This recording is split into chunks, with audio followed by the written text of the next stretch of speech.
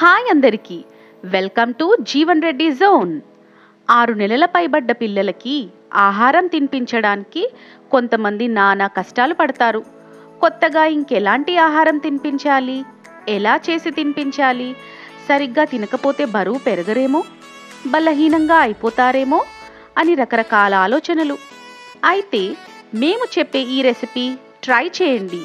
పిల్లలు ఇష్టంగా తింటారు మరియు బలంగా ఉంటారు. ముందుగా 3 పచ్చి ఖర్జూరాలను ఒక 3 నుండి 5 నిమిషాల వరకు స్టీమ్ చేయండి. కాస్త చల్లారాక వాటి తొక్క తీసేసి స్పూన్తో ఇలా పేస్ట్లా చేసుకోండి. స్టవ్ పైన ఒక గిన్నె పెట్టి 1 టీ స్పూన్ నెయ్యి వేసి 2 టేబుల్ స్పూన్ల ఉప్మా రవ్వ మరియు 2 టేబుల్ స్పూన్ల రాగి పిండి వేసి ఇలా లో ఫ్లేమ్లో పచ్చిదనం పోయే వరకు వేయించండి. ఉప్మా రవ్వ, రాగి మరియు ఖర్జూరంలో ఉన్న సహజ కార్బోహైడ్రేట్లు పిల్లలకు శక్తిని అందిస్తాయి. విటమిన్లు మరియు ప్రోటీన్లు శరీర అభివృద్ధికి దోహదం చేస్తాయి. వారు చాలా యాక్టివ్గా ఉంటారు. వీటిలో ఉండే ఫైబర్ జీర్ణక్రియను మెరుగుపరచడంలో సహాయపడుతుంది. కడుపు సమస్యలు నివారిస్తుంది. చిన్న వయసులోని పిల్లలకు సరైన ఆహారం. ఇందులో సరిపడా నీళ్లు పోసి ఇలా ఉండలు లేకుండా కలుపుకోవాలి. ఖర్జూరం పేస్ట్ వేసి మళ్ళీ ఒకసారి బాగా కలిపి 3 నుండి 5 నిమిషాల తరువాత మూత పెట్టేసేయండి. ఖర్జూరం పేస్ట్ వేశాక ఒక ½ teaspoon dry fruit powder కూడా వేసుకోవచ్చు. లో ఫ్లేమ్ పైన ఒక 2 నిమిషాల పాటు కుక్ అవ్వనివ్వండి. ఫ్లేమ్ ఆఫ్ చేసుకొని 5 నిమిషాల తర్వాత మూత తీయండి. ఇలా 5 నిమిషాలు మూత తీయకుండా ఉంటే లోపల ఉన్న ఆవిరితో ఇంకా బాగా కుక్ అవుతుంది.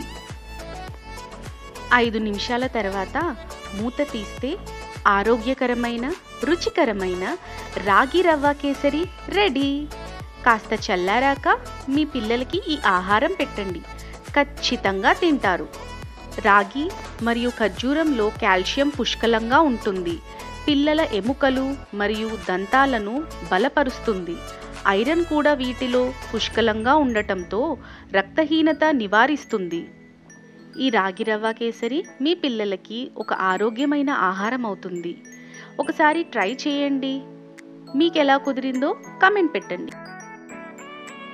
ఒక చిన్న మాట, ఏ ఆహారమైనా మీ పిల్లలకి కొత్తగా పెట్టేటప్పుడు ఒక 3 నుండి 4 రోజుల పాటు అదే ఆహారం ఇవ్వండి.